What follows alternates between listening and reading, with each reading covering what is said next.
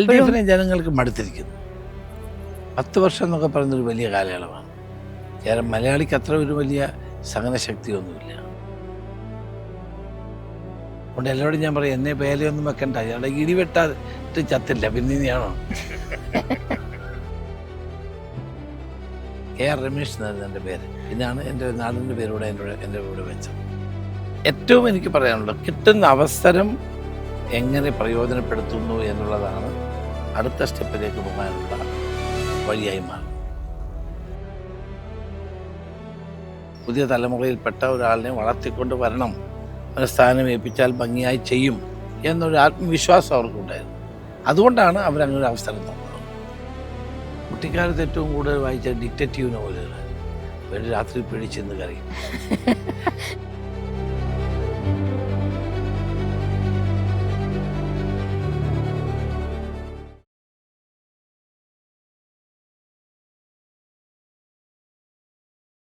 കേരളത്തിലെ ഏറ്റവും പ്രായം കുറഞ്ഞ MLA, ഏറ്റവും പ്രായം കുറഞ്ഞ മന്ത്രി എന്ന റെക്കോർഡുകൾ ഇന്ന് വരെ ആരും ഭേദിക്കാത്ത വ്യക്തി ശ്രീ രമേശ് ചെന്നിത്തല. അദ്ദേഹമാണ് ഇന്ന് നമ്മുടെ കൂടെ ലീഡർഷിപ്പ് അൺഫിൽറ്ററിൽ. സർ, സ്വാഗതം. ശരിക്കും പറയുകയാണെന്നുണ്ടെങ്കിൽ ഏറ്റവും പ്രായം കുറഞ്ഞ മന്ത്രി, ഏറ്റവും പ്രായം കുറഞ്ഞ MLA ആണ്. 26-28 വയസ്സിൽ. എന്തായിരുന്നു അന്നത്തെ ഒരു എക്സ്പീരിയൻസ്? നമ്മളെല്ലാം അപ്രതീക്ഷിതമായി ഉണ്ടായ കാര്യങ്ങളാണ്.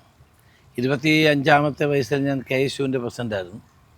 അപ്പം അന്നങ്ങനെ MLA ആവണമെന്നൊന്നുമുള്ള ആഗ്രഹമൊന്നുമില്ലായിരുന്നു. പക്ഷെ അന്ന് യൂത്ത് കോൺഗ്രസ് KSUവിൻ്റെ സ്റ്റേറ്റ് പ്രസിഡൻറ്റിന് MLA-ഷിപ്പ് കൊടുക്കാൻ പാർട്ടി തീരുമാനിച്ചപ്പോഴാണ് എനിക്ക് ഏറ്റവും ഡിഫിക്കൽട്ടായിട്ടൊരു മണ്ഡലത്തിൽ എന്നെ വിട്ടേ.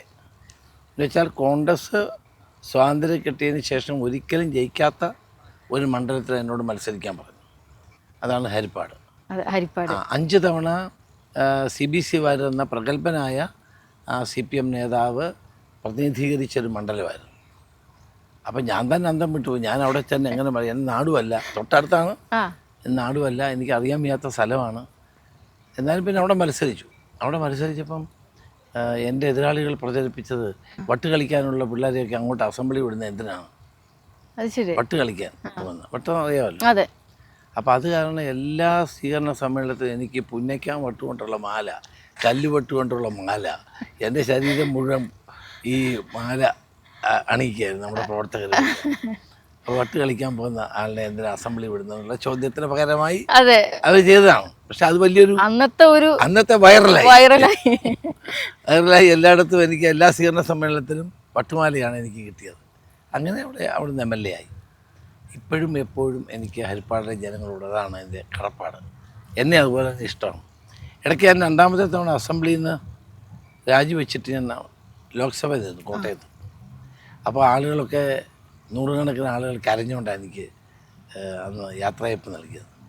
പിന്നെ ഞാൻ തിരിച്ചു വന്നത് ഹരിപ്പാടേക്കാണ്. ആ ഒരു സ്നേഹം, ഹരിപ്പാടുകാരുടെ ഒരു സ്നേഹം, വാത്സല്യം തലമുറകളായി അനുഭവിക്കുന്ന ഒരാളാണ് ഞാൻ. So I feel that I am very lucky in this issue. തീർച്ചയായിട്ടും 28-ാമത്തെ വയസ്സിൽ മന്ത്രിയായതും മന്ത്രിസ്ഥാനം വേണമെന്ന് ചോദിച്ചിട്ടല്ല. അത് നമ്മളെ മന്ത്രിസ്ഥാനത്തെ പറ്റി പ്രതീക്ഷിക്കുന്ന പോലുമില്ല. ഞാൻ കല്യാണം കഴിച്ച് 5 ദിവസം കഴിഞ്ഞപ്പോഴാണ് മന്ത്രിയാവുന്നത്. അപ്പം എൻ്റെ ഭാര്യ എപ്പോഴും പറയും, നിങ്ങളുടെ ഭാഗ്യമല്ല എൻ്റെ ഭാഗ്യം കൊണ്ട് മന്ത്രിയായതെന്ന് പറയും. വിവാഹം കഴിഞ്ഞ് 5 ദിവസം കഴിഞ്ഞപ്പോഴാണ്. അപ്പോൾ അത് വളരെ അപ്രതീക്ഷിതമായിരുന്നു. ഞാനങ്ങനെ ചോദിക്കുകയല്ല, എന്നോടാരും പറയാം. ലീഡർ വിളിച്ചത് പറയുമ്പോൾ ഞാൻ പറഞ്ഞത്, എന്നേക്കാൾ സീനിയർ കാർത്തികേയനാണ് അദ്ദേഹത്തെയാണ്. അപ്പോൾ അദ്ദേഹം അന്ന് ആവശ്യപ്പെട്ട പ്രകാരമാണ് മന്ത്രിസ്ഥാനത്ത് നിന്ന് MP ഗംഗാധരൻ രാജിവെച്ചത്. MP ഗംഗാധരൻ നിങ്ങളുടെ നാട്ടുകാരനാണ്, മലപ്പുറം ചങ്ങരംകുളമൊക്കെ ഇവിടെ നിന്ന് പൊന്നാനി മണ്ഡലത്തിലെ MLA ആയിരുന്നു. അപ്പം ഞാനതാ പറഞ്ഞത്. പക്ഷേ എന്നോട് പറഞ്ഞ അദ്ദേഹത്തെ മാറ്റുമ്പോൾ അത് മാറ്റാൻ ആവശ്യപ്പെട്ട ഒരാളിനെ മന്ത്രിയാക്കാൻ പറ്റില്ല. ഇതാണ് അദ്ദേഹം പറഞ്ഞത്. ഏതായാലും അങ്ങനെ ഞാൻ മന്ത്രിയായപ്പോഴും എല്ലാ കാർട്ടൂണും പറഞ്ഞ് ഞാൻ ടയർ ഓടിച്ചുകൊണ്ട് പോകുന്നത്, ഈ ചെറിയ സൈക്കിളിൽ പോകുന്നത്, ഇതൊക്കെ വളരെ രസകരമായ കാർട്ടൂണുകൾ വന്ന് ഞാൻ ഓർക്കുകയാണ്. പക്ഷെ അതൊരു വലിയ എക്സ്പീരിയൻസ് ആയിരുന്നു. കാരണം 28-ാമത്തെ വയസ്സിൽ മന്ത്രിയാവും. ഇന്ന് വരെ അതാരും ഭേദിച്ചിട്ടില്ല. അല്ല, അത് ലീഡറിന്റെ തീരുമാനമായിരുന്നോ? ലീഡറും രാജീവ് ഗാന്ധിയും കൂടെ ആലോചിച്ചതാണ്. അപ്പോഴും എങ്ങനെയായിരിക്കും അവർക്ക് ഒരു ധൈര്യം വന്നത്? കാരണം അതുവരെ ആരും ആ റിസ്ക് എടുത്തിട്ടില്ല. അതെ, അതാണ് അവരൊരു തീരുമാനം എടുത്തത്. ലീഡറാണ് തീരുമാനം എടുക്കുന്നത്. അന്ന് ഈ മുഹമ്മിനിക്കൽ എന്ന് പറയുന്നൊരു പദ്ധതി ഉണ്ടെന്നൊക്കെ പത്രങ്ങളിൽ എഴുതിയതാണ്. പ്രതിച്ഛായ നന്നാക്കുക. പ്രതിച്ഛായ നന്നാക്കാൻ വേണ്ടി ഏറ്റവും പ്രായം കുറഞ്ഞ ആളിനെ വെച്ചാൽ സ്വാഭാവികമായും അത് പ്രതിച്ഛായക്ക് ഗുണകരമാകുമെന്ന് കണ്ടിട്ടായിരിക്കും വെച്ചത്. തീർച്ചയായിട്ടും ആ സമയത്തുള്ളൊരു ഫീൽ എന്തായിരുന്നു? കാരണം നമ്മൾ ജയിക്കുമെന്ന് വിചാരിച്ചില്ല, ജയിച്ചു. അപ്പോൾ നമുക്കൊരു പ്രത്യേക തരത്തിലുള്ളൊരു സന്തോഷവും. തീർച്ചയായിട്ടും ജയിക്കുമെന്ന് നമ്മൾ ഒരിക്കലും പ്രതീക്ഷിക്കാത്ത മണ്ഡലമല്ലേ. പക്ഷെ 5000 വോട്ടിൽ ജയിച്ചു. ഭയങ്കര സന്തോഷമായിരുന്നു. വലിയൊരു ആശ്വാസമായി, സന്തോഷമായി. പാർട്ടി എനിക്ക് നൽകിയ അംഗീകാരത്തിൽ ഞാൻ വലിയ സന്തുഷ്ടനായിരുന്നു. പിന്നെ നാട്ടുകാർക്ക് വേണ്ടി ഒത്തിരി കാര്യങ്ങൾ ചെയ്യാനുള്ള അവസരമായി. പിന്നെ മന്ത്രി കൂടെ ആയപ്പോഴത്തേക്ക് പിന്നെ നാട്ടിൽ വൻപിച്ച വികസന പ്രവർത്തനങ്ങൾ. ഞാൻ ഗ്രാമവികസന മന്ത്രിയായിരുന്നു. അപ്പം ധാരാളം റോഡ് കൊടുക്കണം. അപ്പം കേരളം മുഴുവൻ കൊടുത്തു. എൻ്റെ മണ്ഡലത്തിലും ധാരാളം ടാറിട്ട റോഡുകളൊക്കെ അന്നാണ് ഉണ്ടായത്. അല്ല, എനിക്ക് തോന്നുന്നു രാജീവ് ഗാന്ധി അന്ന് എന്നെ വിളിച്ച്, അന്ന് ഗവൺമെൻറ്റിൻ്റെ അവസാന കാലഘട്ടമാണ്, 19 മാസമേ ഉള്ളൂ. സരള ഗ്രിവാളായിരുന്നു പ്രധാനമന്ത്രിയുടെ പ്രിൻസിപ്പൽ സെക്രട്ടറി. അവരോട് പറഞ്ഞിട്ട് എനിക്ക് വേണ്ടി മാത്രം ഒരു 10 കോടി രൂപ അന്ന് റോഡ് നിർമ്മാണത്തിൽ പെട്ടെന്ന് അനുവദിച്ചു. അന്നത്തെ കാലത്ത് 10 കോടി എന്ന് ആലോചിക്കുക. എപ്പോഴാണ്? 1982. അപ്പോൾ അത് സ്പെഷ്യലായിട്ട് അലോട്ട് ചെയ്തതാണ്, അങ്ങനെ അനുവദിച്ചത്. അതുകൊണ്ട് എനിക്ക് കേരളം മുഴുവൻ അന്ന് റോഡ് കൊടുക്കാൻ പറ്റി എല്ലാവർക്കും. നല്ലൊരു അനുഭവമായിരുന്നു അതല്ല. അല്ല, അതും ആദ്യത്തെ തവണ മത്സരിക്കുന്നു, MLA ആവുന്നു, അത് തന്നെ മന്ത്രിയാവുന്നു. ആ റെക്കോർഡും ആരും ഭേദിച്ചിട്ടുണ്ടാവില്ല. അല്ലല്ല, അതൊക്കെ ആളുകളുണ്ടായിട്ടുണ്ടാവും. ഫസ്റ്റ് തവണ മത്സരിച്ചിട്ട് തന്നെ മന്ത്രിയായിട്ടുള്ള ആളുകളുണ്ടാവും. ഫസ്റ്റ് തവണ മത്സരിച്ച് ചെറിയ പ്രായത്തിൽ മന്ത്രിയായിട്ടുള്ള വേറെ ആരുമില്ല ഈ പ്രായത്തിൽ. അതെ, അപ്പൊ ആ റെക്കോർഡ് നമ്മുടെ കയ്യിൽ തന്നെയാണ് ഇരിക്കുന്നത്. മനോരമ ഇയർ ബുക്കിൽ അതുണ്ട്. ഞാൻ വായിച്ചിരുന്നത്. ഇതിലിപ്പം നമ്മൾ എടുത്തു പറയുകയാണെന്നുണ്ടെങ്കിൽ നമ്മുടെ ഒരു സന്തോഷമാണ് ഇത്തരത്തിൽ. ശരിക്കും പറഞ്ഞാൽ അന്നൊരു മാറ്റമായിരുന്നു. നമ്മളിപ്പോൾ എത്ര സന്തോഷം പറയുകയാണെങ്കിൽ പോലും അന്നൊരു മാറ്റം ലീഡർ അല്ലെങ്കിൽ രാജീവ് ഗാന്ധി ഒക്കെ എടുത്തു. ഇന്നിപ്പോൾ നമ്മൾ പറയുകയാണെങ്കിൽ സോഷ്യൽ മീഡിയ ഉണ്ട്. ഒരാളുടെ പ്രവർത്തനം നമുക്ക് അവിടെ എത്തിക്കാം, അല്ലെങ്കിൽ മറ്റുള്ളവർ കാണാം. പക്ഷെ അന്നത്തെ കാലത്ത് സോഷ്യൽ മീഡിയ ഇല്ല, ഈ പറയുന്ന ഒരു മീഡിയ കാര്യങ്ങളൊന്നും ഇല്ല. നമുക്കൊരാളെ അറിയണമെങ്കിൽ അയാളുടെ പ്രവർത്തനം അത്ര ഇമ്പാക്റ്റ് ഉള്ളതായിരിക്കണം എന്നുള്ളതാണ്. അപ്പോൾ ഒരു 26 വയസ്സിന് പയ്യൻ്റെ പ്രവർത്തനം എങ്ങനെയാണ് ഇവരൊക്കെ അറിഞ്ഞിട്ടുണ്ടാവുക? അത് അതിന് മുമ്പൊരു സംഭവം ഉണ്ടായി. ഞാൻ യൂത്ത് കോൺഗ്രസിൻ്റെ പ്രവർത്തനം, കേശുവിൻ്റെ എൻ്റെ ആ പ്രവർത്തനം അവരുടെ മുമ്പിലുണ്ടല്ലോ, ഞാൻ ചെയ്ത കാര്യങ്ങളൊക്കെ. അപ്പോൾ അതായിരുന്നു അവരുടെ ഒരു വിലയിരുത്തൽ എന്ന് പറയുന്നത്. അത് തന്നെയാണ് ഒരു യുവത്വമുള്ള ഒരു പുതിയ തലമുറയിൽപ്പെട്ട ഒരാളിനെ വളർത്തിക്കൊണ്ട് വരണം, ഒരു സ്ഥാനം ഏൽപ്പിച്ചാൽ ഭംഗിയായി ചെയ്യും എന്നൊരു ആത്മവിശ്വാസം അവർക്കുണ്ടായിരുന്നു. അതുകൊണ്ടാണ് അവരങ്ങനെ ഒരു അവസരം തന്നത്. അന്നവർ അതിലൂടെ തന്നെ അറിഞ്ഞിട്ടുണ്ട്. അതെ അവർക്ക് എന്നെ കണ്ടെത്താൻ കഴിഞ്ഞു. അതെ.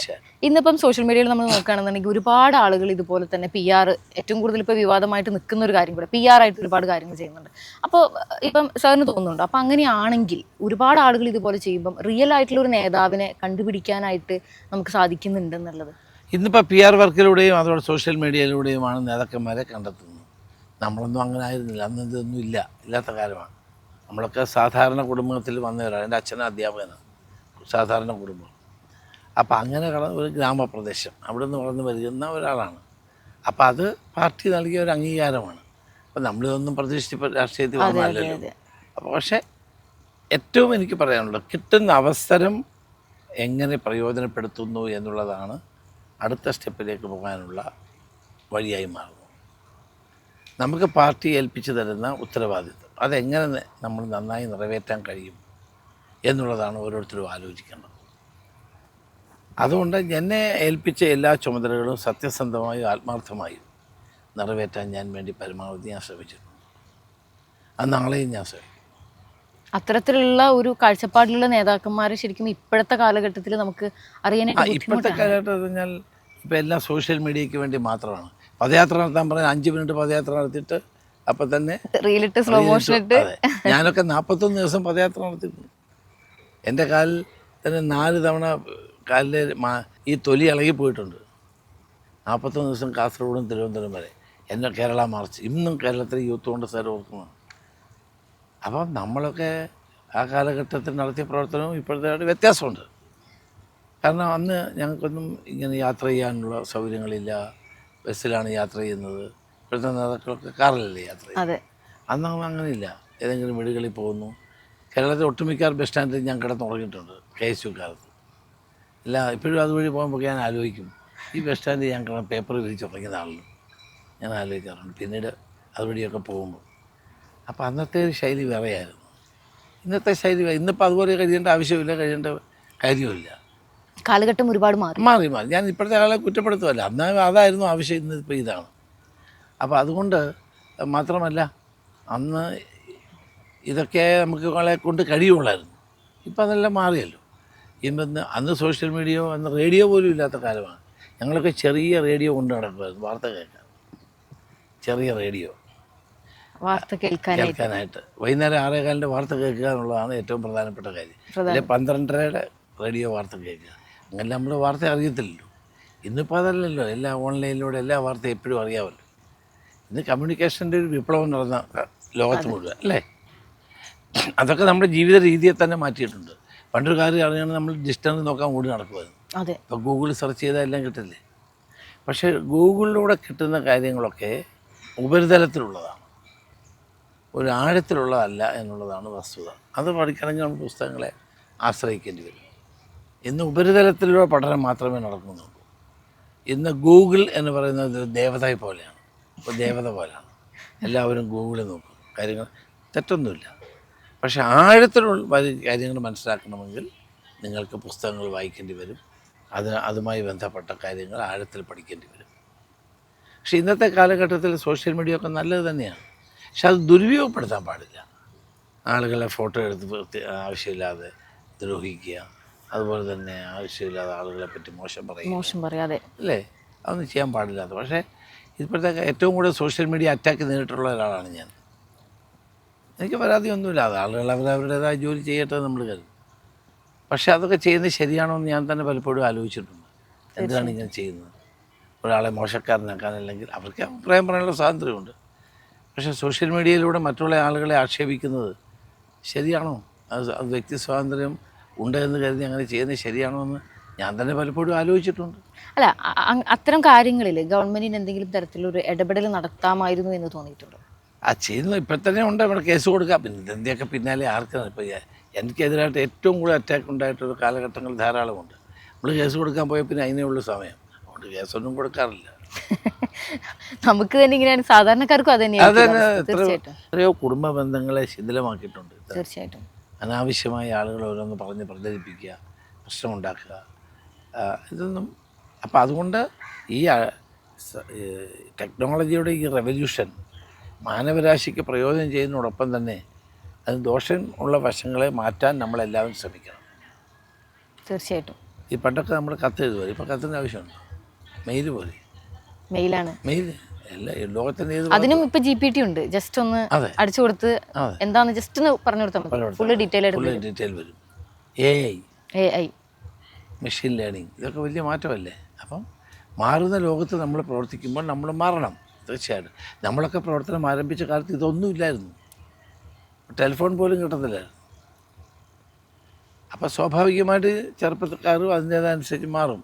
അപ്പോൾ കുട്ടികൾക്ക് പണ്ട് നമ്മൾ പമ്പരം വാങ്ങിച്ചു കൊടുക്കുമായിരുന്നു. ഇപ്പം അവരുടെ കയ്യിൽ മൊബൈൽ കൊടുക്കുക വീട്ടുകാരെല്ലാം അല്ലേ. പിള്ളേർ കരയുമ്പോൾ അവർക്ക് മൊബൈൽ എടുത്ത് കൊടുത്താൽ മതി. സാറിന് എത്രാമത്തെ വയസ്സിലാണ് ആദ്യം കയ്യിൽ മൊബൈൽ കിട്ടിയത്? ഞാൻ പാർലമെൻറ്റിൽ മത്സരിക്കുന്ന കാലം, രണ്ടാമത്തെ തവണ മാവേലിക്കര നാലാമത്തെ തവണ മാവേലിക്കര പാർലമെൻറ്റിൽ മത്സരിക്കുമ്പോഴാണ് മൊബൈൽ കിട്ടുന്നത്. ആദ്യമായിട്ട് കയ്യിൽ മൊബൈൽ കിട്ടിയത്. അത് വളരെ ലിമിറ്റഡ് റേഞ്ചേ ഉള്ളായിരുന്നു അന്ന്. ഈ പറഞ്ഞ പോലെ അതായിരുന്നു ആദ്യത്തെ നമ്മുടെ. അതുപോലെ തന്നെയാണ് ഇപ്പം സാറ് പറയുകയാണെന്ന്, സാർ ഒരുപാട് കാര്യങ്ങളിൽ ഇപ്പം ഒരുപാട് ട്രോളുകളൊക്കെ വരുന്നു എന്ന് പറയുന്നതിനർത്ഥം നമ്മൾ തെറ്റ് കാണുന്നിടത്ത് നമ്മൾ പ്രതികരിക്കുന്നു എന്നുള്ളത് കൊണ്ടാണ്. ഒന്നും ചെയ്യാത്തൊരാൾക്ക് ഡെഫിനറ്റ്ലി ട്രോളുകളൊന്നും കിട്ടില്ല. ആദ്യമായിട്ട് ജീവിതത്തിൽ എന്നായിരിക്കും പ്രതികരിച്ചത്, നമ്മുടെ മനസ്സിൽ നിൽക്കുന്ന ഒരു പ്രതികരണം? അല്ല, അത് പറയാനാണെങ്കിൽ ഒത്തിരി പറയേണ്ടി വരും. പക്ഷേ ഒത്തിരി പറയേണ്ടി വരും. എന്നാലും രസകരമായിട്ട് മനസ്സിൽ തോന്നിയ ഇത് തെറ്റ് എന്ന് ഞാൻ പറഞ്ഞ് മുന്നോട്ട് വന്നിട്ടുള്ള ഒരു കാര്യം. അല്ല, ഞാൻ സാധാരണ ഇത് വളരെ ശ്രദ്ധിക്കും. ഇപ്പോൾ പത്രക്കാരോട് സംസാരിക്കുമ്പോൾ, ടെലിവിഷൻ സംസാരിക്കുമ്പോൾ തെറ്റുണ്ടാവാതിരിക്കാനുള്ള കരുതൽ, ജാഗ്രത നമ്മൾ വെച്ച് പുലർത്താറുണ്ട്. കാരണം നമ്മുടെ ഒരു വാക്ക് അങ്ങോട്ട് വിട്ടു കഴിഞ്ഞാൽ പിന്നെ തിരിച്ചു പിടിക്കാൻ പറ്റില്ല. അപ്പം നമ്മൾ ആരെപ്പറ്റി പറഞ്ഞാലും നമ്മൾ വളരെ ഗൗരവത്തോടെ, യാഥാർത്ഥ്യബോധത്തോടെ അത് പറയുമ്പോഴാണ് അതിനൊരു അർത്ഥമുണ്ടാകുന്നത്. നമ്മളാരെയും മോശക്കാരാക്കി പറഞ്ഞാൽ അല്ലെങ്കിൽ വസ്തുതാപരമല്ലാത്ത കാര്യങ്ങൾ പറഞ്ഞാൽ പിറ്റേ സമയത്ത് തന്നെ നമ്മൾ തിരുത്തേണ്ടി വരും. ഞാൻ ഏതായാലും ഒന്നും തിരുത്താൻ ഇതുവരെ മുന്നോട്ട് വന്നിട്ടില്ല. കാരണം അത് നമ്മൾ പറയുന്ന കാര്യങ്ങൾ മനസ്സിലാക്കിക്കൊണ്ട് ആരെയും മോശക്കാരാക്കാതെ നമ്മുടെ ഐഡിയാസ് പറയുക എന്നുള്ളതാണ് ഞാൻ എപ്പോഴും ചെയ്യുന്നത്. എളുപ്പമല്ല പലപ്പോഴും, പക്ഷേ നമ്മൾ കരുതൽ കാണിക്കണം. പഴയ കാലമല്ല, ഞാൻ അങ്ങനെ പറഞ്ഞിട്ടില്ലെന്ന് പറയാൻ പറ്റില്ല, എല്ലാവരുടെയും ഇരിക്കുകയാണ്. അന്നിങ്ങനെ പറഞ്ഞ കാര്യം ഇന്നിപ്പോൾ പറയുന്നു അല്ലേ? ഇന്നലെ തന്നെ മുഖ്യമന്ത്രി പത്രസമ്മേളനത്തിൽ പറഞ്ഞു, ഞാൻ APC പ്രസിഡൻ്റ് ആയിരുന്നു 2008 അങ്ങോട്ട് പറഞ്ഞൊരു കാര്യം ഇന്നലെ മുഖ്യമന്ത്രി പറയുകയാണ്. അപ്പം പറഞ്ഞ കാര്യങ്ങൾ മാറ്റി പറയാൻ പറ്റത്തില്ല. അപ്പോൾ അതുകൊണ്ട് ഇന്നിപ്പോൾ നിങ്ങളുടെ എല്ലാം ഫയൽ ചെയ്ത് സൂക്ഷിക്കുന്നുണ്ടാവും. അതെ. അപ്പം നമ്മളൊക്കെ വളരെ കെയർഫുൾ ആയിരിക്കണം. ഇപ്പോൾ ഓർമ്മയല്ല, ഡേറ്റയാണ്. ഡേറ്റ ഇന്നിപ്പോൾ ഏറ്റവും വലിയ ഡേറ്റയല്ലേ? ഏറ്റവും വലിയ ഡേറ്റയുള്ള ആൾ ഈ ലോകത്തിലെ ഏറ്റവും വലിയ ധനികനാണ്. ഡേറ്റ അനലിറ്റിക്സ് ആണ് ഇന്നത്തെ ഏറ്റവും പ്രധാനപ്പെട്ട കാര്യം. തീർച്ചയായിട്ടും അല്ലേ? നമ്മുടെ ജീവിതത്തെ തന്നെ മാറ്റിമറിച്ച ഒന്നാണ് ഡേറ്റ അനലിറ്റിക്സ്, ഡേറ്റയിലൂടെ ഉണ്ടാകുന്ന പുതിയ കാര്യങ്ങളൊക്കെ.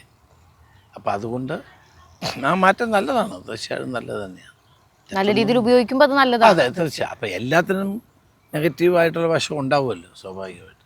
പക്ഷേ നമ്മൾ കരുതൽ, പ്രത്യേകിച്ച് പൊതുരംഗത്ത് പ്രവർത്തിക്കുന്ന ആളുകൾ വളരെ ജാഗ്രത ഈ കാര്യത്തിൽ കാണിക്കണം. നമ്മൾ മറ്റുള്ളവർക്ക് മാതൃകയായി പ്രവർത്തിക്കണ്ടേ, അതൊക്കെ നമ്മൾ ശ്രദ്ധിക്കണം. രമേശ് ചെന്നിത്തല എന്ന് പറയുന്ന ഒരു നേതാവിനെ എല്ലാവർക്കും അറിയാം.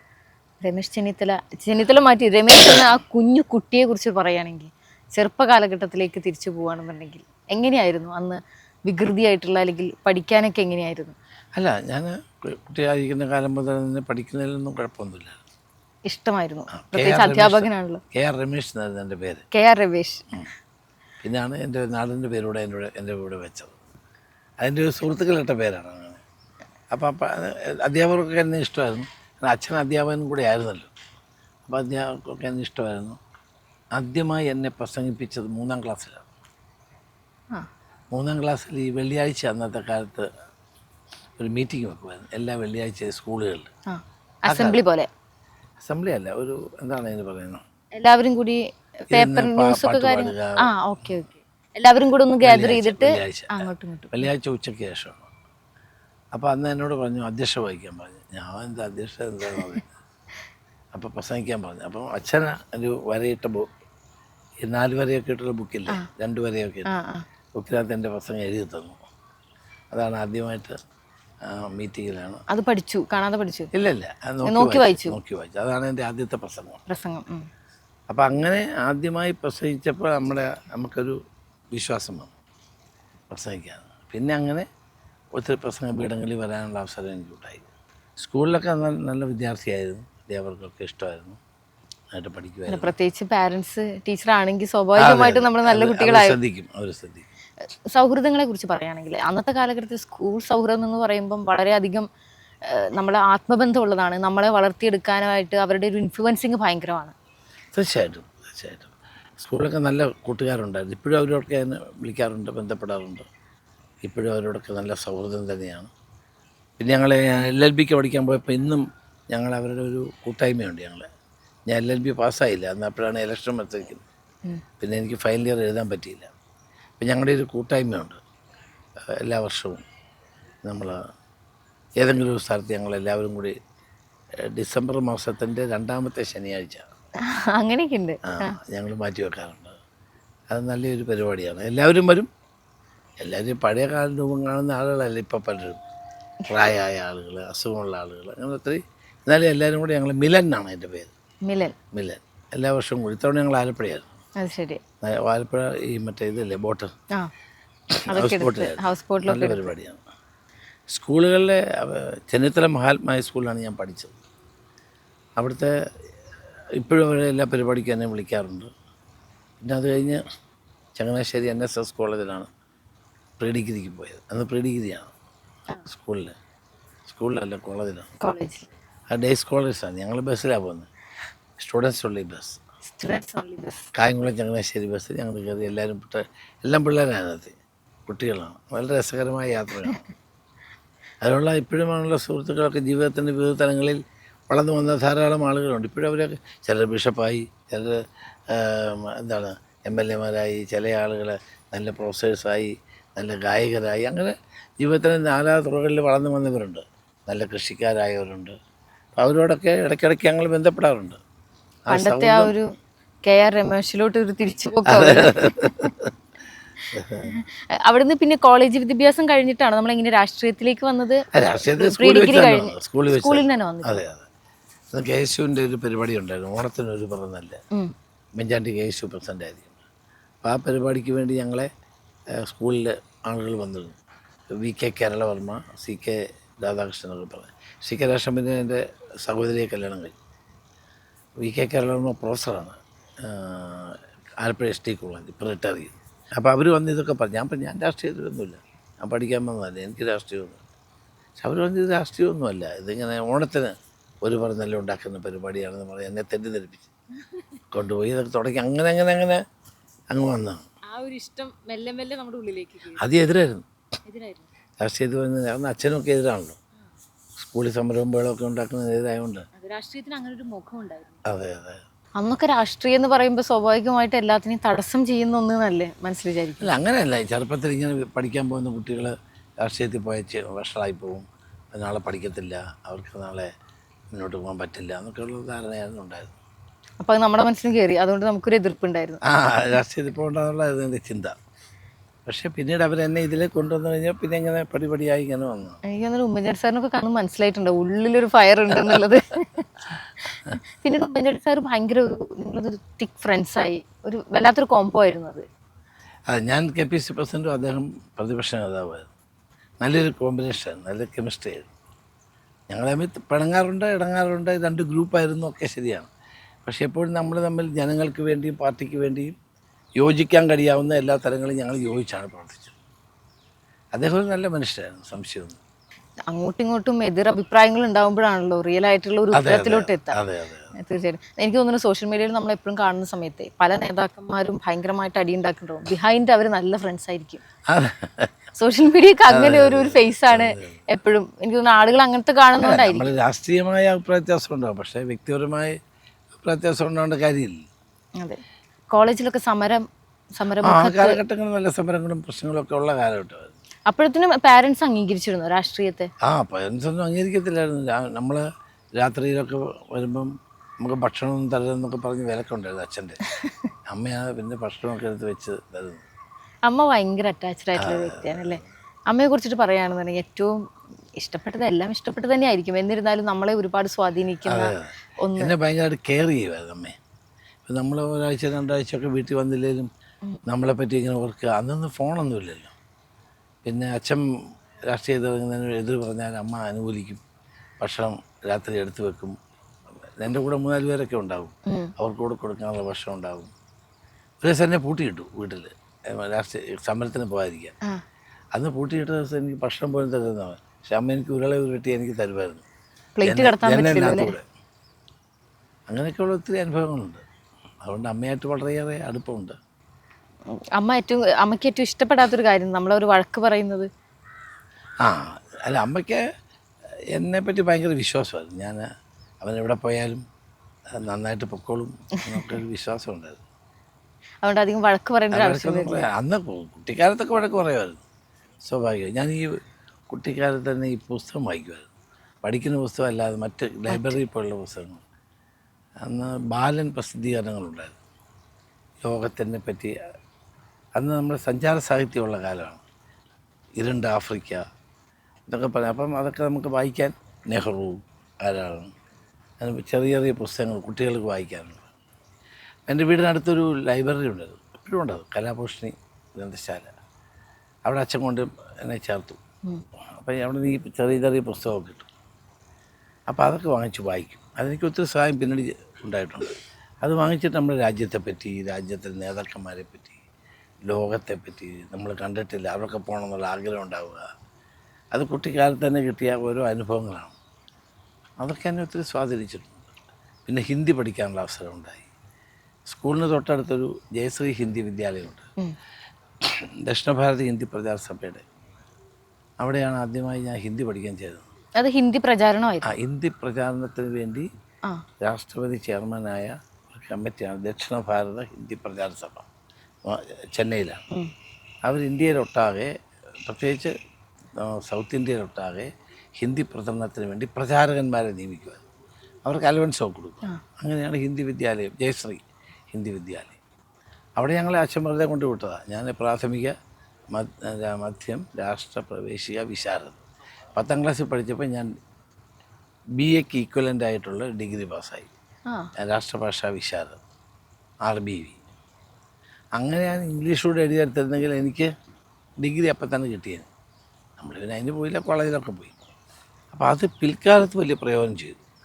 നമ്മൾ ഈ വടക്കേന്ത്യയെ പ്രസംഗിക്കാൻ പോകുമ്പോൾ അവിടെ ഇംഗ്ലീഷൊന്നും പറഞ്ഞാൽ ആർക്കും അറിയത്തില്ല. 80% ആൾക്ക് ഹിന്ദി മാത്രമേ അറിയൂ. അപ്പം നമ്മൾ കേരളത്തിൽ നിന്ന് മുണ്ടൊക്കെ എടുത്ത് പോകുന്ന ഒരാൾ ഹിന്ദി പ്രസംഗിക്കുമ്പോൾ അവർക്ക് വലിയ താല്പര്യമാണ്. ഞാൻ പാർലമെൻറ്റ് ഹിന്ദി പ്രസംഗിക്കുമ്പോൾ വാജ്പേയി എന്നെ അഭിനന്ദിച്ചിട്ടുണ്ട്, ശിവരാജ് പാട്ടീൽ സ്പീക്കർ അഭിനന്ദിച്ചിട്ടുണ്ട്, ജോർജ് ഫെർണാണ്ടസ് എന്നെ എപ്പോൾ കണ്ടാലും പറയുന്നു ഒരിക്കലും ഇംഗ്ലീഷിൽ പ്രസംഗിക്കരുത്. കാരണം ഞാൻ കർണാടകക്കാരനാണ്, മംഗലാപുരമാണ്.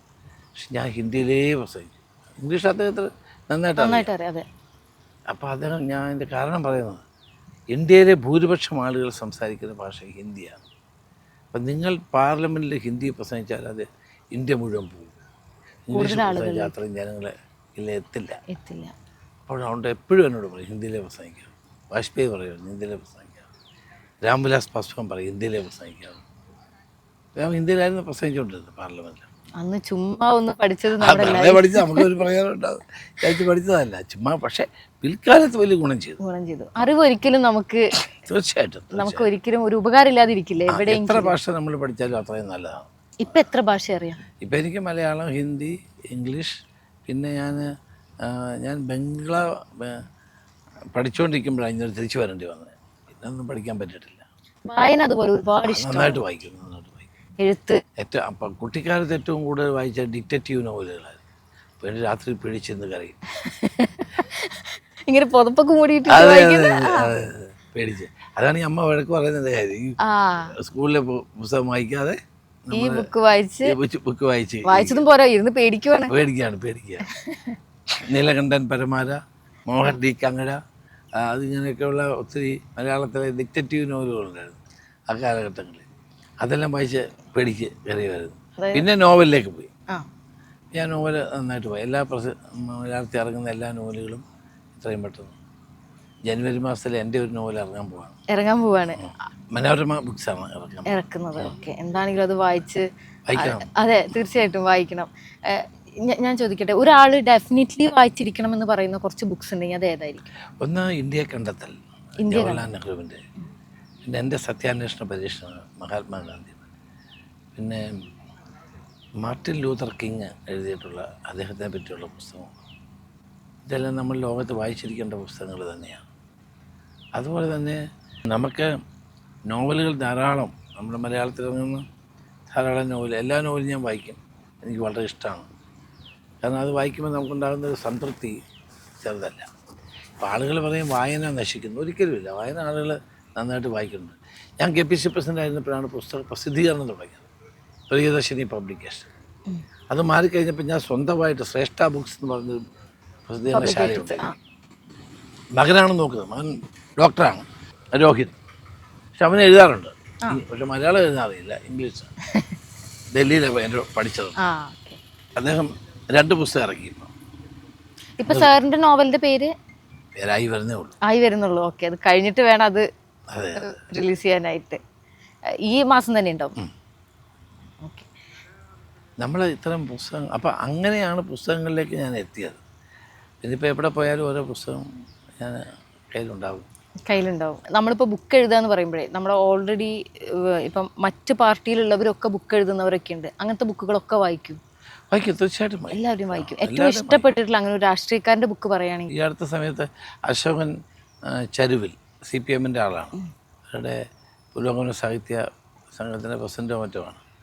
അദ്ദേഹത്തിൻ്റെ കാട്ടൂർ കടവ് എന്നൊരു പുസ്തകം വയലാർ അവാർഡ് കിട്ടിയതാണ്. നല്ല പുസ്തകം.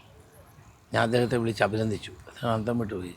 അതേപോലെ ഞാൻ വ്യത്യസ്തമായ പാർട്ടിയിലല്ലേ, ആൾ അദ്ദേഹത്തെ വിളിച്ച് അഭിനന്ദിച്ചു എന്നുള്ളത്. കാട്ടൂർ കടവ് നല്ല പുസ്തകമാണ്. അടുത്ത കാലത്ത് ഇറങ്ങിയ പുസ്തകം.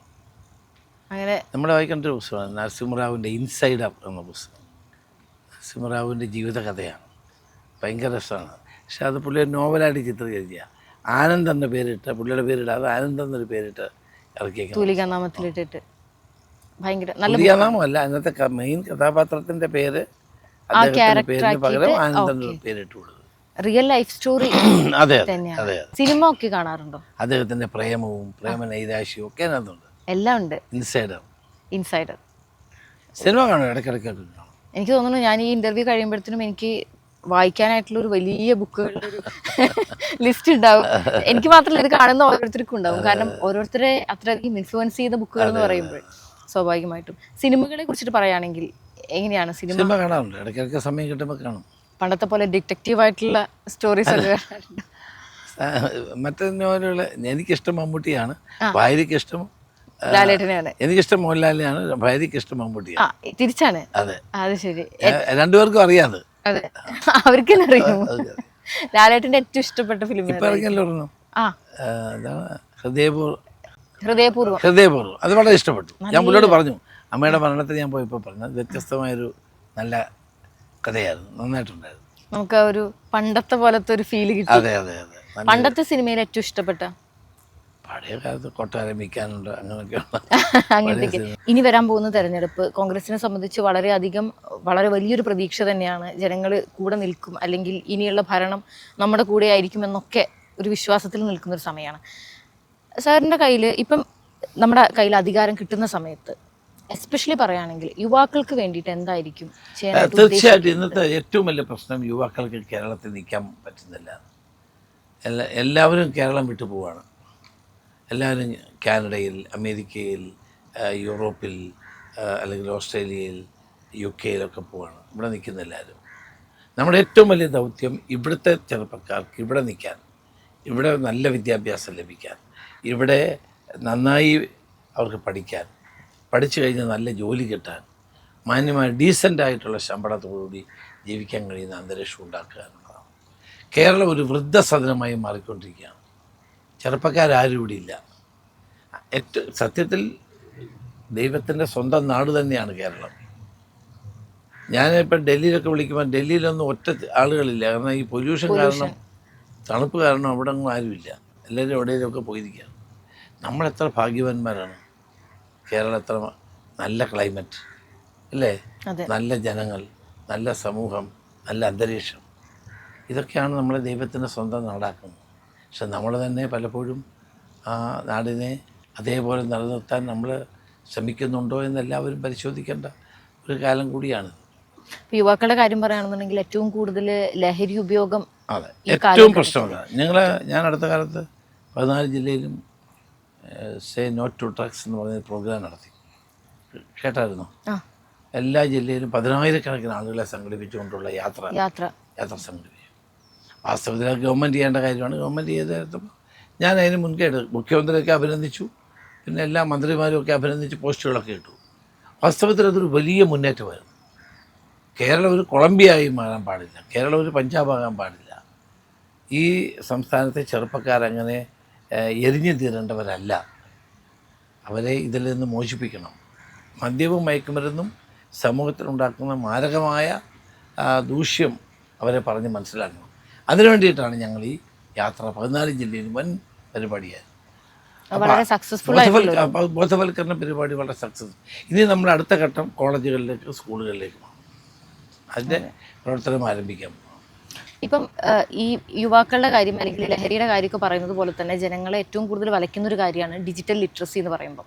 അതിലും എടുത്തു പറയേണ്ടത്, അതിൽ പ്രായഭേദമന്യേ എല്ലാവരും പെട്ടുപോകുന്നു എന്നുള്ളതാണ്. നമ്മൾ തന്നെ കേൾക്കുന്നുണ്ട്, പല വലിയ സ്ഥാനത്തിരിക്കുന്ന വ്യക്തികൾ പോലും ഇപ്പം ഡിജിറ്റൽ അറസ്റ്റ് എന്ന് പറയുന്ന പോലത്തെ തട്ടിപ്പുകൾക്ക് ഇരയാവുന്നു എന്നുള്ളത്. അതെ അതെ, അതാണ് ഞാൻ പറഞ്ഞത്. നമ്മുടെ ലോകത്ത് വന്നിരിക്കുന്ന വൻപിച്ച മാറ്റം, ആ മാറ്റം നമ്മുടെ മാനവരാശിയെ തന്നെ വലിയ തോതിൽ കീഴ്മേൽ മറിച്ചിട്ടുണ്ട്.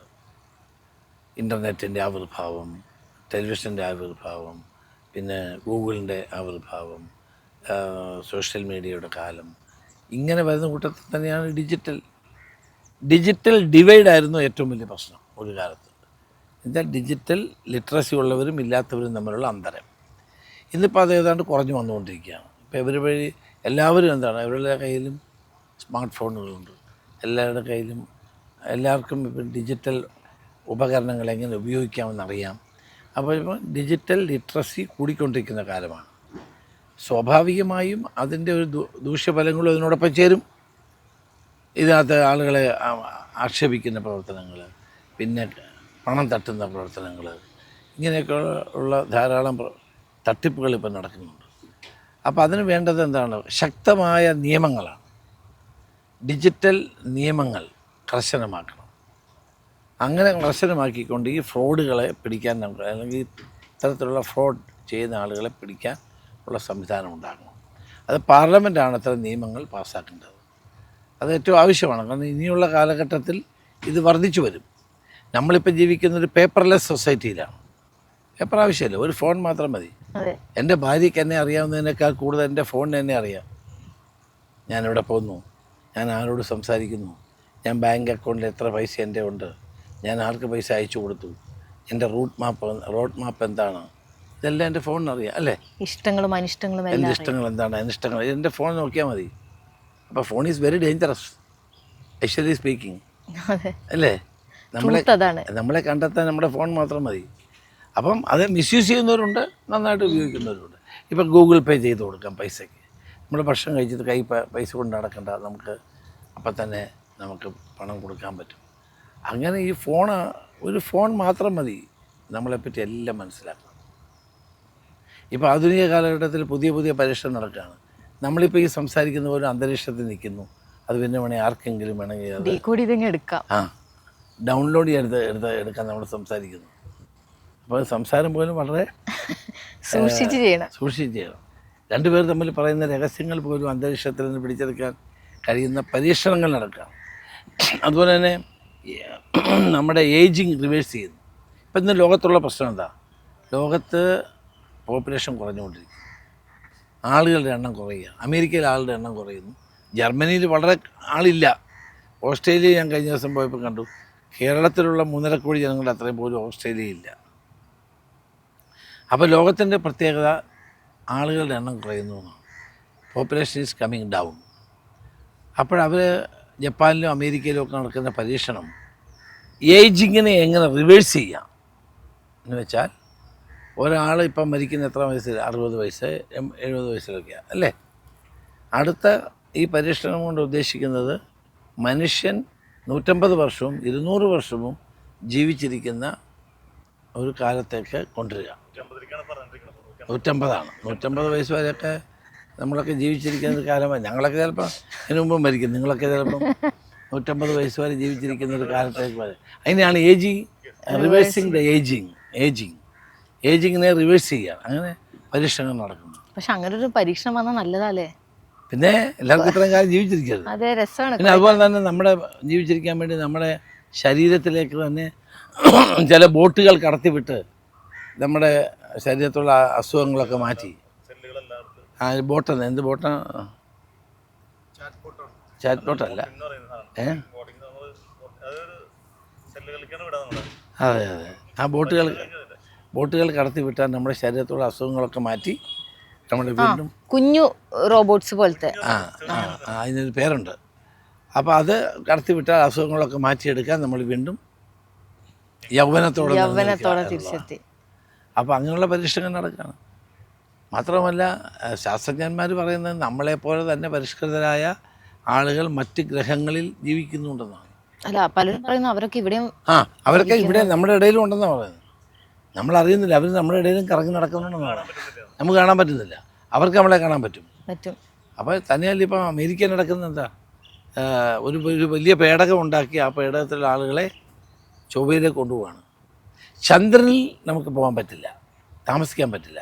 കാരണം 15 ദിവസം ഇരുട്ടാണെങ്കിൽ 15 ദിവസമേ ഉള്ളൂ വെളിച്ചം. തന്നെയല്ല, അവിടെ അന്തരീക്ഷമില്ല. അതേസമയം ചൊവ്വയിൽ അന്തരീക്ഷമുണ്ട്. ചുമതലയിൽ പകലും രാത്രിയും തമ്മിലുള്ള അന്തരം കുറവാണ്, വായുവുണ്ട്, അന്തരീക്ഷമുണ്ട്. അപ്പം ആ നെക്സ്റ്റ് ഡെസ്റ്റിനേഷൻ ഈസ് എന്താണ്? ചൊവ്വയാണ് മെയിൻ. ചൊവ്വയിലേക്ക് പോകാൻ വേണ്ടിയിട്ടുള്ള തയ്യാറെടുപ്പ് നടക്കുകയാണ്. അതെ അതെ അതെ അതെ. നമ്മളെല്ലാവരും മനസ്സിലാക്കേണ്ട ഒരു കാര്യം, നമ്മൾ ഈ ഫോണിലൂടെ സംസാരിക്കുന്നത് വളരെ കെയർഫുള്ളായിരിക്കണം. ഈ ഫോണൊക്കെ ഇപ്പോൾ എല്ലാം റെക്കോർഡ് ചെയ്യുന്നുണ്ട്, മനസ്സിലാക്കുന്നുണ്ട്. നമ്മളെന്താ സംസാരിക്കുന്നത് മറ്റുള്ളവർക്ക് അറിയാം. എത്ര നേരം നമ്മൾ ആരോട് സംസാരിക്കുന്നു, കഴിഞ്ഞ ദിവസം ഒരു വാർത്ത വന്നു, വായിച്ചോന്നറിയില്ല. ഇത് നമ്മൾ സംസാരിക്കുന്നത് മുഴുവൻ അതേപോലെ റീപ്രൊഡ്യൂസ് ചെയ്യുന്നു. മെറ്റ അത് ചെയ്യുന്നു എന്ന് പറഞ്ഞ് പരാതി കൊടുത്തിരിക്കുന്നു. മെറ്റ അങ്ങനെ ചെയ്യുന്നു. അപ്പം ഞാൻ പേര് ഷഹനയോട് ഞാൻ സംസാരിക്കുന്നു, ഫോണിൽ കൂടെ സംസാരിക്കുന്നു. ഈ സംസാരം മുഴുവൻ അവർ റീപ്രൊഡ്യൂസ് ചെയ്യണം. അപ്പോൾ എന്താണ്, വി ആർ നോട്ട് സേഫ്, നമ്മളാരും സുരക്ഷിതരല്ല. ഈ ഫോണിൽ കൂടെ ചുമ്മാ അരമണിക്കൂർ 3/4 മണിക്കൂറൊക്കെ നമ്മൾ സംസാരിക്കുന്നത്, നമ്മൾ വിചാരിക്കുന്ന സംസാരിക്കുന്ന ആളും കേൾക്കുന്ന ആളും മാത്രമേ കാണുന്നുള്ളതാണ്. അല്ല, ഇതിൻ്റെ റെക്കോർഡിങ് നടക്കുകയാണ്, ഓട്ടോമാറ്റിക് റെക്കോർഡിങ് നടക്കുകയാണ് പലയിടത്തും. എന്താ പറയുന്നത്, ഇതിനപ്പം ഇതൊക്കെ സുരക്ഷിതമല്ല എന്നുള്ളതാണ്. ചിലർ പറയും പിന്നെ നമ്മൾ ഫേസ് ടൈമിൽ പറഞ്ഞാൽ മതി, ഇതൊന്നും സുരക്ഷിതമല്ല. ഫേസ് ടൈമിൽ അല്ലെങ്കിൽ മറ്റേ ഉണ്ടല്ലോ, ഇത് വാട്സാപ്പിൽ വിളിച്ചാൽ മതി, കുഴപ്പമില്ല. അങ്ങനെയൊന്നുമില്ല, ഇതെല്ലാം സുരക്ഷിതമല്ല, ഇതാരും മനസ്സിലാക്കുന്നില്ല. തീർച്ചയായിട്ടും അതാണ് സത്യം. അപ്പം ആളുകൾ സംസാരിക്കുമ്പോൾ അത് സംസാരിക്കേണ്ട കാര്യം മാത്രം സംസാരിക്കുക. നമ്മളെ ഒരു ഫോണിനെ സംബന്ധിച്ചിടത്തോളം നമ്മൾ കരുതലോടുകൂടി ആ ഫോണിനെ ഉപയോഗിക്കുക. ഇന്നിപ്പോൾ ഫോണില്ലാത്തവരാരുമില്ല. 1-2 ഫോണാണ് ആളുകൾക്ക്, അതെ അല്ലേ? 1-2 ഫോണാണ് ആളുകൾക്ക്. സ്മാർട്ട് ഫോണുകളാണ് കൂടുതലുള്ളത്. അപ്പം നമ്മൾ വളരെ കെയർഫുൾ ആയിരിക്കണം ഫോണിൻ്റെ കാര്യത്തിൽ. അപ്പോൾ ചൊവ്വയിൽ പോകാൻ പോലും ആളുകൾ ഇപ്പോൾ തയ്യാറെടുത്തുകൊണ്ടിരിക്കുന്ന കാലമാണ്. അപ്പോൾ അതൊരു മാറ്റമാണ്. ലോകത്തെമ്പാടും നടക്കുന്ന ഈ മാറ്റം നമ്മളും ഉൾക്കൊള്ളണം, നമ്മുടെ പുതിയ തലമുറയും ഉൾക്കൊള്ളണം എന്നാണ് എൻ്റെ അഭിപ്രായം. അല്ല, അതിൻ്റെ നല്ല വശങ്ങളും ചീത്ത വശങ്ങളും അതെല്ലാത്തിനും ഉണ്ടല്ലോ, അതിപ്പോൾ എല്ലാത്തിനും ഉണ്ടല്ലോ. യാത്രകളെ ഒരുപാട് ഇഷ്ടമാണ്, ഭയങ്കര ഇഷ്ടമാണ്. ഏറ്റവും കൂടുതൽ യാത്ര ചെയ്യാന്നുള്ളതാണ്. ഇന്ത്യയിൽ ഞാൻ ഇനി പോകാനുള്ളൊരു 100 ജില്ലകൾ മാത്രമേ കാണത്തുള്ളൂ. ബാക്കി ഒരു 10-500ഓളം ജില്ലകൾ ഞാൻ പോയിട്ടുണ്ട്. ഭയങ്കര ഇഷ്ടമാണ് യാത്രകളിലൂടെ നമുക്ക് എന്തെല്ലാം കാര്യങ്ങൾ കാണാൻ പറ്റും, മനസ്സിലാക്കാൻ പറ്റും. ജീവിതങ്ങളെ മനസ്സിലാക്കാൻ കഴിയും, സമൂഹങ്ങളെ നമുക്ക് മനസ്സിലാക്കാൻ കഴിയും, അവിടുത്തെ അവരുടെ പ്രവർത്തനങ്ങൾ എന്താണെന്ന് മനസ്സിലാക്കാൻ കഴിയും, അല്ലേ? ഈ മനുഷ്യജീവിതം ക്ഷണികമായ ഒന്നാണ്.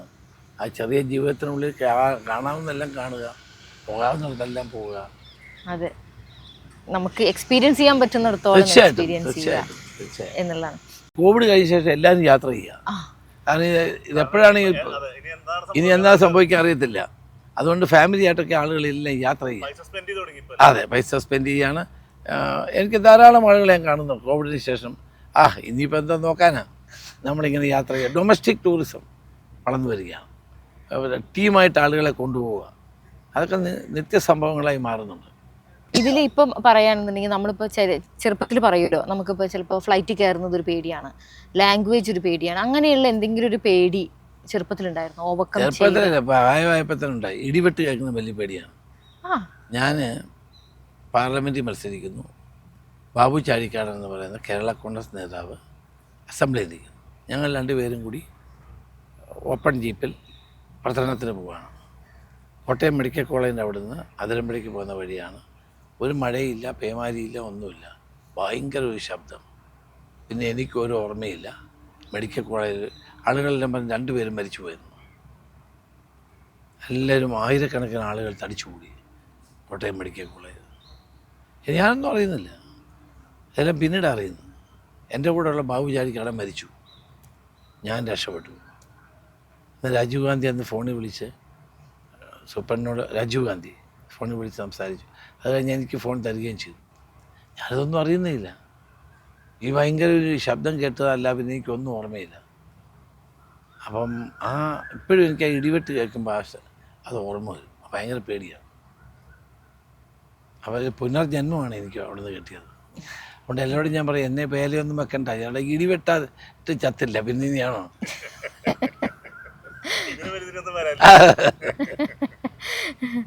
തീർച്ചയായിട്ടും ഏത് കാര്യം പറയുമ്പോഴും നമ്മളുടെ കാര്യങ്ങളിൽ വേദന അല്ലെങ്കിൽ ഒരു കൺസേൺ ഉള്ള വ്യക്തികൾ, ഇപ്പോൾ രാജീവ് ഗാന്ധി വിളിച്ചിരുന്നു എന്നൊക്കെ പറയുന്നു, ആ സമയത്ത് അവർക്കൊക്കെ നമ്മളോട് ഒരു കൺസേൺ ഉണ്ട്. വ്യക്തികളെ കുറിച്ചിട്ട് പറയുകയാണെന്നുണ്ടെങ്കിൽ എങ്ങനെയാണ്? കാരണം രാഷ്ട്രീയത്തിൽ തീർച്ചയായിട്ടും നമുക്ക് അതാണല്ലോ ഏറ്റവും പ്രധാനപ്പെട്ട കാര്യം. മറ്റുള്ളവരെ പറ്റി കൺസേൺ ഉണ്ടാവുക എന്നുള്ളതല്ലേ ഏറ്റവും പ്രധാനപ്പെട്ട കാര്യം. നമ്മൾ മരവും കല്ലും കൊണ്ടൊന്നും ഉണ്ടാക്കിയ ആളുകളല്ലല്ലോ. എല്ലാവർക്കും ഏത് സ്ഥാനത്ത് വരുന്ന ആളുകൾക്കും വികാരങ്ങളുണ്ടാവും, വിചാരങ്ങളുണ്ടാവും, അവർക്കെല്ലാം എന്താണ് കമ്പാഷൻ ഉണ്ടാകും. എനിക്ക് ഇംഗ്ലീഷിൽ ഏറ്റവും ഇഷ്ടപ്പെട്ട വാക്ക് ഏതാണെന്ന് ചോദിച്ചാൽ പറയും കമ്പാഷൻ. കമ്പാഷൻ എന്ന വാക്കാണ് എനിക്ക് ഏറ്റവും ഇഷ്ടമുള്ള വാക്ക്. ആ കമ്പാഷൻ മനുഷ്യന് ഏറ്റവും ആവശ്യമാണ്. മറ്റുള്ളവർക്ക് വേണ്ടി ചെയ്യാൻ കഴിയുന്ന നല്ല കാര്യങ്ങളെപ്പറ്റി ആലോചിച്ചാൽ നമ്മുടെ ദുഃഖങ്ങൾ പകുതി കുറയും. അതുകൊണ്ട് കമ്പാഷൻ ജീവിതത്തിൽ ഒരു പ്രധാന ദൗത്യമായി മോട്ടോവായി സ്വീകരിച്ച് മുന്നോട്ട് പോവുകയാണ് ഏറ്റവും ആവശ്യം. പൊതുപ്രവർത്തനം അതിന് പറ്റിയ ഒരു തീർച്ചയായിട്ടും പൊതുപ്രവർത്തകൻ നമ്മളൊക്കെ ഓരോ ദിവസവും എത്രയോ ആളുകളെ സഹായിക്കുന്നുണ്ട്. അവർ നമ്മുടെ അടുക്ക് വരുമ്പം എൻ്റെ മനസ്സിൽപ്പെടുന്ന നമ്മുടെ അടുക്ക് ഒരാൾ വരുമ്പം അവൻ എത്രയോ ദൂരത്തു നിന്നായിരിക്കും യാത്ര ചെയ്ത് വരുന്നു. വെളുപ്പിന് 5 മണിക്ക് എഴുന്നേറ്റ് റെഡിയായിട്ട് ആയിരിക്കും അവനെ നമ്മളെ കാണാൻ വരുന്നു, അല്ലേ? ബസ് കയറി വരികയാണ്. അപ്പം നമ്മുടെ അടുക്ക് വരുമ്പം അവൻ്റെ ആ പ്രതീക്ഷ, നിർഭരമായ അഭ്യർത്ഥന തള്ളിക്കളഞ്ഞ് അവനെ ഓടിച്ചു വിടുകയല്ല വേണ്ടത്. നമുക്ക് ചെയ്യാവുന്ന ചെയ്തു കൊടുക്കുക. ഇപ്പം എല്ലാം നമുക്ക് ചെയ്യാൻ പറ്റിയെന്ന് വരില്ല, തീർച്ചയായിട്ടും. But we should try. അങ്ങനെയാണെങ്കിൽ പൊതുപ്രവർത്തകനല്ലായിരുന്നെങ്കിൽ സാർ എന്താവുമായിരുന്നു ചെറുപ്പത്തിൽ? പൊതുപ്രവർത്തകനല്ലായിരുന്നു നല്ലൊരു അധ്യാപകനാവുമായിരുന്നു. ഇഷ്ടം അതായിരുന്നു?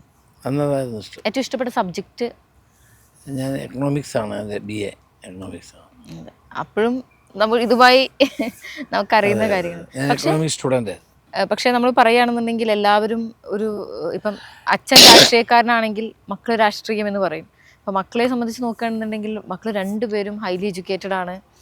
ഒരാൾ IRS ഓഫീസറാണ്.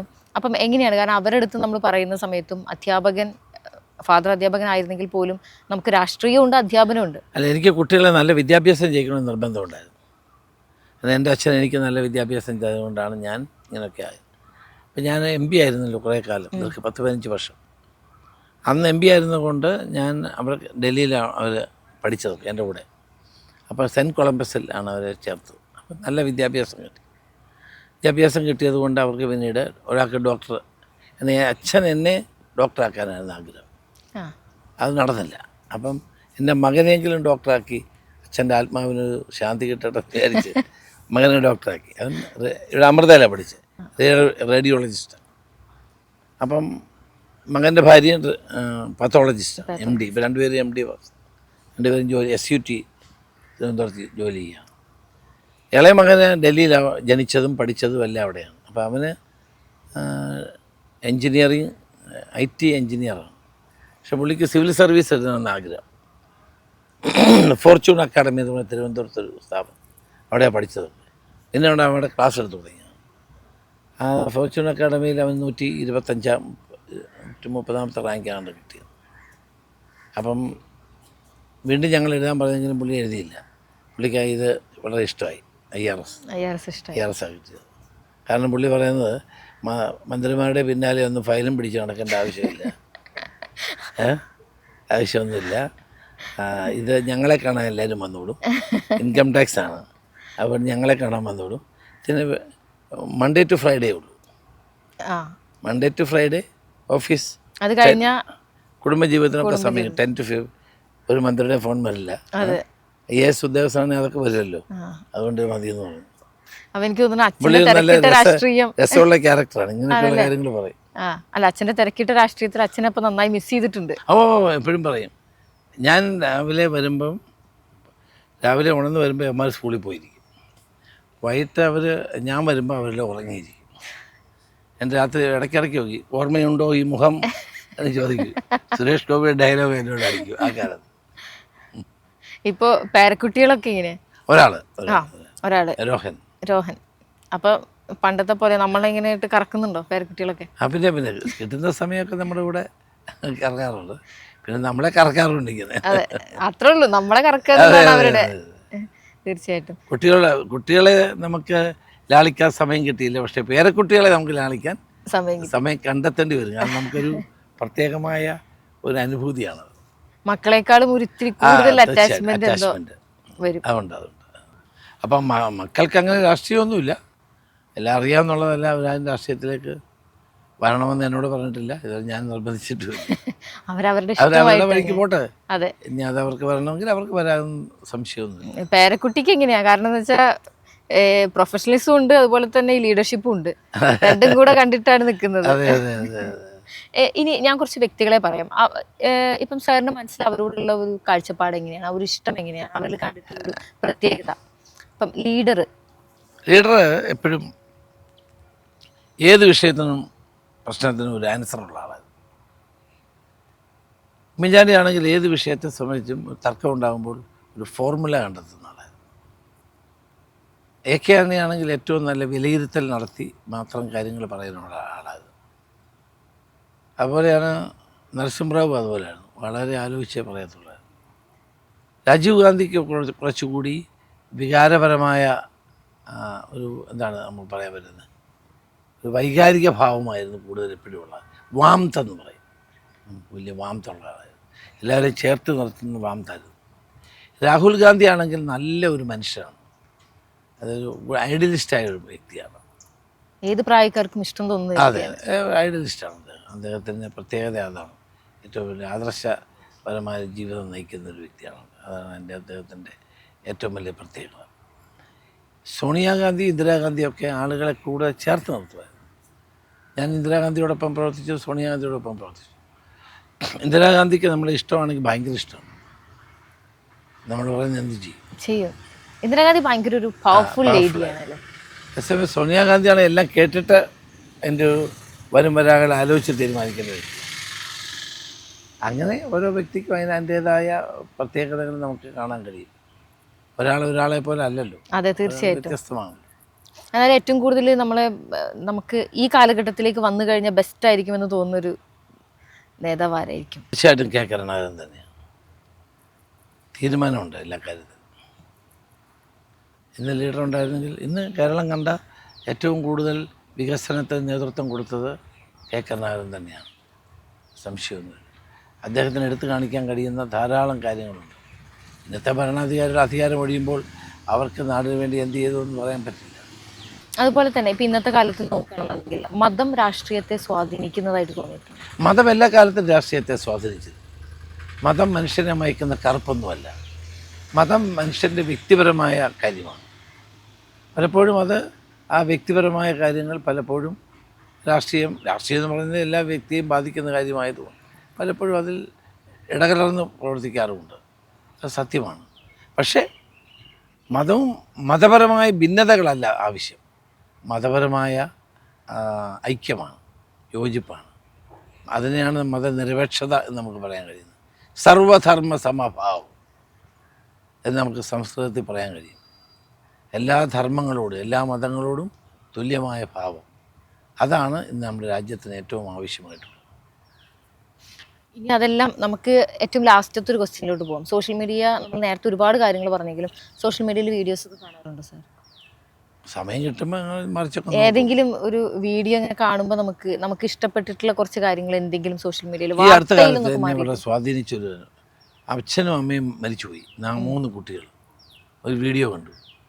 ആ വീഡിയോ അവർക്ക് അവരുടെ ബന്ധുവിനോട് തിരിക്കുകയാണ്. ഈ 3 കുട്ടികൾ, വീടില്ല, ഒന്നുമില്ല, കഷ്ടപ്പാട്. എനിക്ക് ഭയങ്കര ഫീൽ ചെയ്തു. ഞാൻ ആളിനെ വിളിച്ച് സംസാരിച്ചു. അവരെന്നോട് വന്നു. അയാൾ തന്നെ കളക്ട് ചെയ്ത് പൈസ എല്ലാം കളക്ട് ചെയ്ത് വീഡിയോ വെച്ച് കൊടുത്തു. അത് നമ്മുടെ വെള്ളറട പഞ്ചായത്ത്, ഞാനും ഫാമിലിയായിട്ട് പോയി ആ വീട് വെച്ച് കല്ലിടുന്ന പരിപാടിക്ക് പോയി. സ്വാധീനിച്ച ഒരു സാധാരണക്കാരൻ ചെയ്ത കാര്യമാണ്. അയക്ക് എല്ലാവരും പൈസ അയച്ചു കൊടുത്തു. അങ്ങനെ ആ പൈസ കൊണ്ട് ആ വീട് വെക്കുകയാണ്. ഇപ്പോൾ ഫെബ്രുവരി വീട് പൂർത്തിയാക്കാൻ കഴിയുമെന്നാണ് അദ്ദേഹം വിശ്വസിക്കുന്നത്. സോഷ്യൽ മീഡിയയുടെ വളരെ നല്ലൊരു ഇമ്പാക്റ്റ്. അതെ, വലിയ ഇമ്പാക്റ്റാണ്. എന്നെ വളരെ സ്വാധീനിച്ചൊരു ഇമ്പാക്റ്റാണ്. തീർച്ചയായിട്ടും. ഇനി വരും ഇലക്ഷന് വേണ്ടിയിട്ട് എന്തൊക്കെ മുന്നൊരുക്കങ്ങളാണ്? ഞങ്ങളെല്ലാം നടത്തിക്കൊണ്ടിരിക്കുകയാണ്. ഞങ്ങൾ വീണ്ടും അധികാരത്തിൽ വരും എന്നുള്ള പ്രത്യാശയാണ്. 100 സീറ്റ് നേടണമെന്നാണ് ആഗ്രഹം. അതിനുവേണ്ടി പ്രവർത്തിക്കുകയാണ്. പഞ്ചായത്ത് തെരഞ്ഞെടുപ്പിൽ നന്നായി ജയിച്ചു, പാർലമെൻറ്റ് തെരഞ്ഞെടുപ്പിൽ ജയിച്ചു, ഉപതെരഞ്ഞെടുപ്പുകൾ ജയിച്ചു. അപ്പോൾ ഇന്നത്തെ ഊഴം UDFനാണ് എന്ന ഉറച്ച വിശ്വാസമാണ് ഞങ്ങൾ. LDFൻ്റെ പുതിയ നയങ്ങൾ കാണുന്ന സമയത്ത് അല്ല, LDFനെ ജനങ്ങൾക്ക് മടുത്തിരിക്കുന്നു. 10 വർഷം എന്നൊക്കെ പറയുന്നൊരു വലിയ കാലയളവാണ്. മലയാളിക്ക് അത്ര ഒരു വലിയ സഹനശക്തിയൊന്നുമില്ല. എന്തായാലും ഒരു ഭരണമാറ്റത്തിന് വേണ്ടി മലയാളി നിൽക്കും. Thank you sir, thank you so much. ഇത്ര നേരം ഞങ്ങളുടെ കൂടെ ഈ ഒരു ഇൻ്റർവ്യൂവിന് ഇരുന്നതിന് ലീഡർഷിപ്പ് അൺഫിൽറ്ററിൻ്റെ എല്ലാവിധ ആശംസകളും നേരുന്നു. Thank you so much.